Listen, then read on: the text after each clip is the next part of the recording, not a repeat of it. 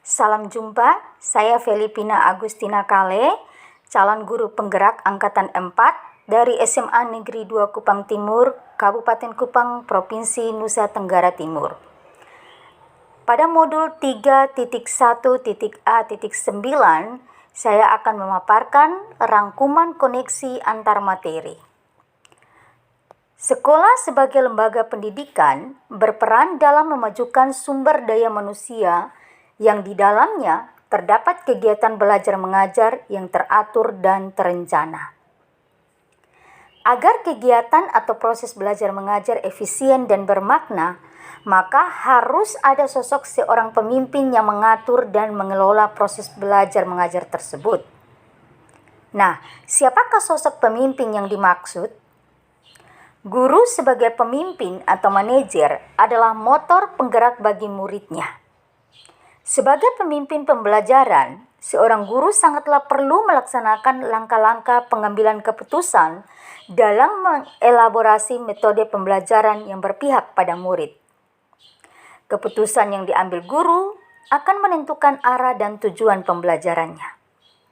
Kegiatan pembelajaran akan menjadi bermakna bagi murid jika dilakukan dalam lingkungan yang nyaman dan memberikan rasa aman bagi anak. Hal itu disebut well-being ekosistem pendidikan. Lalu, bagaimana cara penerapannya? Guru dapat menerapkan sistem AMONG dalam pembelajaran. Sistem AMONG merupakan metode yang sesuai untuk pendidikan karena merupakan metode pengajaran dan pendidikan yang berdasarkan pada ASI, ASA, dan ASU atau Care and Dedication Based on Love. Sistem AMONG sendiri bersendikan pada dua hal, yaitu kodrat alam dan kemerdekaan anak. Pratap Triloka Ki Hajar Dewantara pada sistem AMONG yakni Ingarso Sung Tulodo, artinya seorang pemimpin atau guru haruslah memberikan teladan yang baik bagi murid atau orang yang dipimpinnya. Ibarat magnet, pemimpin harus mampu menarik partikel-partikel di sekitarnya untuk bisa diajak bersinergi mencapai sebuah visi sekolah, dan guru menjadi inspirator bagi orang di sekitarnya. Ingmadia Mangunkarsa, artinya pemimpin atau guru harus bisa bekerja sama dengan orang yang dididiknya atau muridnya. Guru juga mempererat hubungan antara guru dan murid, namun tidak melanggar etika jalur pendidikan. Tutwuri Handayani, artinya pemimpin atau guru sebagai motivator, mendorong kinerja murid untuk mengembangkan potensi yang dimilikinya. Sebagai seorang pemimpin pembelajaran di sekolah, kita sebagai guru pasti pernah dihadapkan pada sebuah situasi dilema etika ataupun bujukan moral. Apa itu dilema etika dan bujukan moral? Dilema etika merupakan situasi yang terjadi ketika seseorang harus membuat antara dua pilihan, di mana kedua pilihan secara moral benar, tetapi bertentangan. Bujukan moral merupakan situasi yang terjadi ketika seseorang harus membuat keputusan antara benar dan salah. Disinilah diperlukan nilai seorang guru penggerak. Nilai diri tersebut akan sangat mempengaruhi keputusan yang diambil.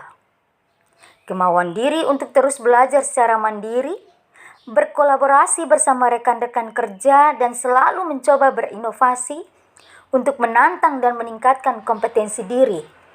Merenung dan merefleksi tiap langkah yang telah dilewati akan menjadi bekal diri mencapai keberpihakan pada murid. Pengambilan keputusan yang tepat akan menciptakan lingkungan yang positif, kondusif, aman, dan nyaman mencapai arah dan tujuan pembelajaran. Dari pengalaman kita bekerja pada institusi pendidikan, kita mengetahui bahwa dilema etika adalah hal berat yang harus dihadapi dari waktu ke waktu. untuk memandu kita dalam mengambil keputusan dan menguji keputusan yang akan diambil dalam situasi dilema etika ataupun bujukan moral yang membingungkan. Kita dapat menggunakan acuan 9 langkah pengambilan dan pengujian keputusan, 4 paradigma dilema etika, dan 3 prinsip pengambilan keputusan, agar keputusan yang kita ambil dapat dipertanggungjawabkan dan mengakomodir kepentingan banyak orang. 9 langkah pengambilan dan pengujian keputusan itu adalah: yang pertama, mengenali nilai-nilai yang bertentangan. Yang kedua, siapa saja yang terlibat dalam situasi tersebut. Yang ketiga, kumpulkan fakta-fakta yang relevan dengan situasi. Yang keempat, pengujian benar atau salah. Di dalam pengujian benar atau salah, ada 5 uji yang harus kita lakukan, yakni uji legal, uji regulasi, uji intuisi, uji publikasi, dan uji panutan atau uji idola. Yang kelima, pengujian paradigma benar lawan benar. Yang keenam, melakukan prinsip resolusi. Yang ketujuh, investigasi opsi trilema. 8, buat keputusan. Dan yang kesembilan, tinjau dan refleksikan keputusan yang telah diambil. Efektif atau tidaknya suatu pengambilan keputusan dapat dilakukan dengan teknik coaching. Yang dimaksud di sini adalah coaching tirta yang akan menjawab pertanyaan dalam diri untuk memunculkan potensi dalam menyelesaikan situasi yang memunculkan dilema bagi guru sebagai pemimpin pembelajaran. Kesulitan yang sering terjadi adalah ketika kita menghadapi situasi dilema etika. Akan ada nilai-nilai kebajikan mendasar atau nilai-nilai universal seperti cinta dan kasih sayang, kebenaran, keadilan, kebebasan, persatuan, toleransi, tanggung jawab, dan penghargaan akan hidup yang sangat bertentangan. Paradigma pada situasi dilema etika yang dapat terjadi dalam pengambilan keputusan adalah individu lawan masyarakat atau individual versus community, rasa keadilan lawan rasa kasihan atau justice versus mercy, kebenaran lawan kesetiaan atau truth versus loyalty, dan jangka pendek lawan jangka panjang atau short term versus long term. Untuk menyelesaikan prinsip pengambilan keputusan yang dapat dipakai guru sebagai acuan dalam pengambilan keputusan adalah berpikir berbasis hasil akhir atau ends-based thinking, berpikir berbasis peraturan atau rule-based thinking, dan berpikir berbasis rasa peduli atau care-based thinking. Dengan prinsip berbasis rasa peduli itulah guru memberikan kesempatan kepada murid untuk merdeka belajar, karena belajar itu anugerah dan menjadi sesuatu yang menyenangkan dan bermakna di kelas maupun di luar kelas. Membuat setiap momen belajar adalah sebuah permainan yang penuh tantangan.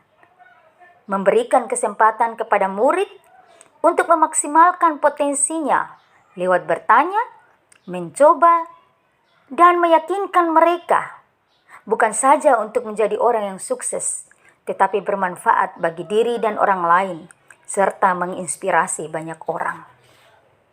Bapak Ibu, calon guru penggerak, mengajarkan anak menghitung itu baik, namun mengajarkan mereka apa yang berharga atau utama adalah yang terbaik. Salam dan bahagia.